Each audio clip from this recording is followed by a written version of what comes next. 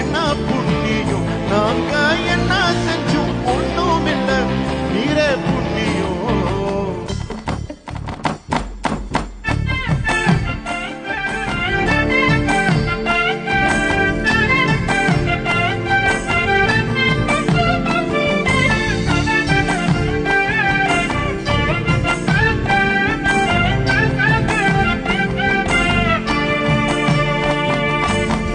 ஒதுக்கின என்ன தான் தேடி வந்தாரே, அழைச்சு அப்பான்னு சொல்ல சொன்னாரு.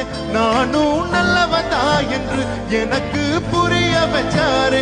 எங்களுக்கு நல்லது நல்லது நல்லது என்று எல்லாம் செஞ்சாரே.